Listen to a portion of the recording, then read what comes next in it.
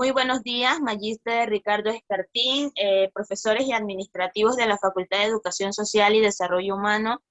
Mi nombre es Fernanda Pinzón y junto a mis compañeras Ruth Sanjur, Isamar Santos, Marjorie Wilbur, Paola Pinzón y Raquel Pérez, tenemos el gusto de presentarles este tema hablemos un poco sobre la investigación criminal y cómo la pandemia nos ha afectado a lo largo de la carrera. De este modo tenemos que usar diferentes métodos. Este es uno, el método tecnológico, para hacer llegar la información. Muy buenos días, mi nombre es Ruth Sanjur y en este momento tengo la oportunidad de hablar sobre la investigación criminal. La investigación criminal es la investigación del delito y del delincuente. Orienta su esfuerzo a establecer la verdad de los hechos y la responsabilidad de los mismos. En este esfuerzo convergen varias funciones: la función del accionar del policía, el fiscal, el órgano judicial, independientemente del modelo procesal penal vigente. La operatoria de la investigación criminal tiene su propia doctrina y metodología general, cuyo esquema comprende una fase preliminar, el planeamiento, la fase ejecutiva y el informe. Las escenas del crimen. La escena del crimen es la información del perito y su pesquisa, consecuentemente el lugar donde se haya producido un hecho y por ende amerita una adecuada investigación, teniéndose en cuenta principios fundamentales de la criminalística. La escena del crimen es un lugar donde se presume que hay un delito y por ende debe ser objeto de una investigación policial. Este sería el primer proceso.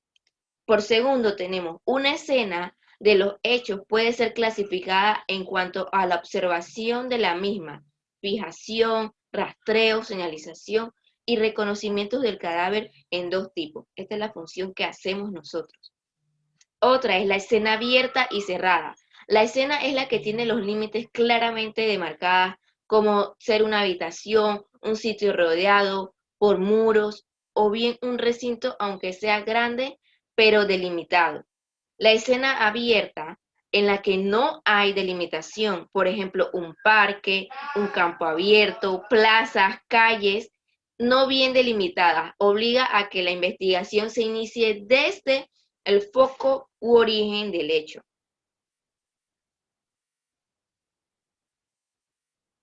El manejo de la escena. Es muy importante como investigadores criminales que tengamos un manejo adecuado para que no exista contaminación. Por esto, debemos tener una protección del sitio del suelo. Es fundamental que se adopten las medidas de protección que impidan las alteraciones interesadas o casualmente pueden ser producidos por personas concurrentes al lugar de los hechos. Esto es muy común, que al pasar un crimen, un delito, las personas que están alrededor tengan la curiosidad de acercarse, tocar, ver, recoger, pero tenemos que tener mucho cuidado con esta protección. También tenemos la observación de la escena. En esta etapa consiste en tomar conocimiento del hecho ocurrido. El jefe de grupo o uno de los investigadores debe realizar una observación de la escena y decidir acerca de los peritos que deben participar en la investigación y planificar el procedimiento a seguir. También tenemos la fijación. Todo proceso de investigación requiere un registro confiable de los hechos producidos, de forma tal que permita el estudio posterior o la reconstrucción en una época alejada de la ocurrencia. También tenemos el rastreo de evidencias o indicios. Los elementos identificados como concurrentes al hecho se denominan evidencias o indicios y su recolección constituye el rastreo. Son múltiples las posibilidades del rastreo. El reconocimiento. Cada vez que produce lesiones corporales o muerte se hace necesario el examen externo. Se rescatará como primera importancia vestimentas, orificios de entrada de proyectiles, huellas de mordida, todo lo que nos puede ayudar en este reconocimiento. Es muy importante todo lo que puede iniciar esta investigación, que nos puede ayudar a esclarecer, a buscar el autor de este delito. Síntesis o primera hipótesis criminalística. En esta etapa es cuando se elabora nuestra primera versión de lo que realmente ocurrió. ¿Qué ocurrió? En esta etapa se hace esa pregunta: ¿qué ocurrió? ¿De qué manera? Con toda la información actual, el fiscal debe empezar a elaborar lo que va a ser la teoría del caso.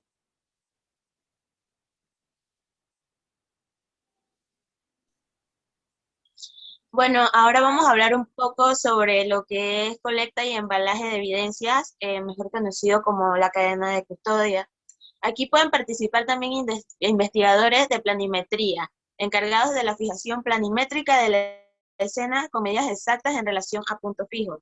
Los indicios que se recolectan de la escena del hecho se transportan hasta los laboratorios de medicina legal y sirven para documentar la investigación y, en su caso, para una reconstrucción de los hechos. Hoyógrafos recogen huellas digitales, balísticos recogen casquillos de balas y proyectiles. Se puede decir que la cadena de custodia empieza o inicia en el lugar de la escena del crimen y finaliza luego con el traslado de dichas evidencias al Instituto de Medicina Legal para su para su debido análisis y debida recolección de diferentes huellas o material que se necesite dentro del caso. La cadena de custodia nos permite a nosotros como investigadores y también a los peritos del caso llevar una secuencia de que todas esas evidencias recogidas en la escena del crimen sean embaladas de manera adecuada, que no sufran ningún tipo de daño o que no sufran ningún tipo de distorsión a lo largo del manejo y transporte de las mismas.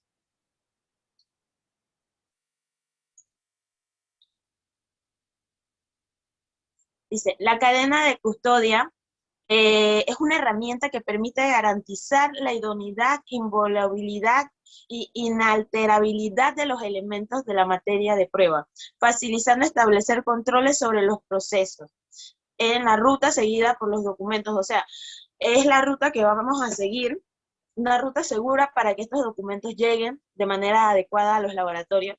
Las personas responsables que intervienen en la cadena de custodia, que serían los peritos encargados de movilizar dichos elementos hasta los laboratorios, los procedimientos de transferencia y cambio de custodia, los tiempos de permanencia y los sistemas de seguridad de cada eslabón.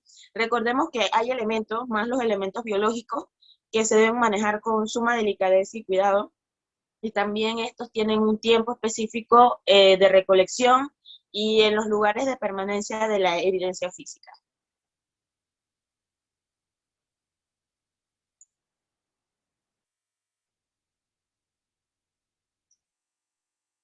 Ahora hablemos un poco sobre las entrevistas y los interrogatorios, que esto nos dice que las entrevistas generalmente se llevan a cabo para obtener información básica de hechos y antecedentes del caso, efectos a realizar un proceso investigativo. La entrevista más que nada se utiliza para obtener esos pequeños datos a lo largo del caso sobre qué pasó. Se le pregunta a una persona qué pasó, qué vio, qué sabe.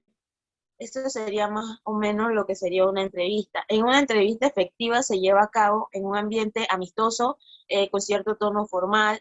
No es adversarial o confrontacional, al menos en el principio. La clave para alcanzar resultados exitosos se debe, en principio, a una adecuada planeación y, en siguiente lugar, a la aplicación con maestría de técnicas de entrevista e interrogatorios.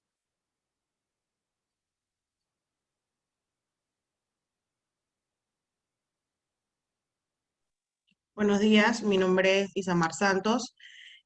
Concedimos la formulación de los cargos, que se trata, que es la etapa que da inicio a un proceso pedido por el fiscal, que hace saber al juez de garantías penales del cometimiento de un delito ocurrido.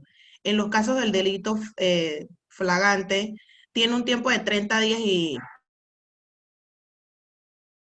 dentro de ese tiempo, o los acusadores ponen al imputado en conocimiento del hecho que se le atribuye o por el que tendrá que defenderse de aquí en más.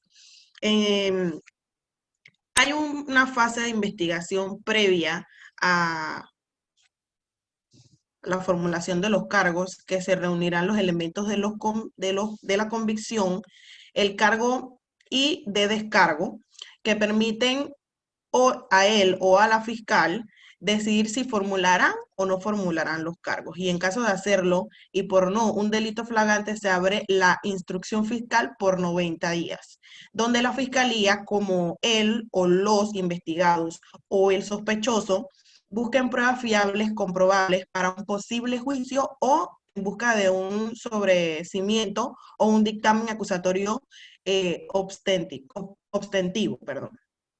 Las diligencias investigativas precavidas por la fiscal con la cooperación del personal del sistema especializado integral de investigación de medicina legal y ciencias forenses o el personal competente en materia de tránsito. Tendrá por finalidad la determinación de la conducta investigativa, es delictuosa, las circunstancias o móviles de la persuasión, la identidad del autor o partícipe de la víctima. Bien, el juicio oral es aquel periodo o fase que se va desarrollando a medida que el proceso o los procedimientos penales, en la que una vez incluida la instrucción o la investigación o la fase de la acusación provisional que ya mencionamos anterior, se practican las pruebas o efectúan las alegaciones en la presencia del juez o el tribunal competente para dictar una sentencia. Es decir, que luego de presentar todas las pruebas de las dos partes, del acusado y del investigado, pasan en el proceso para dictaminar si hay un culpable o no lo hay. En el juicio oral rigen principios de inmediación y de contradicción. La contradicción implica la igualdad de las partes en el proceso, igualdad de condiciones para actuar e igualdad de armas, e igualdad de pruebas en este caso, bien para atacar o para defenderse. La inmediación se va a suponer que todas aquellas diligencias que se han realizado en la fase de la construcción e incluso otras no afectadas. Muchas gracias.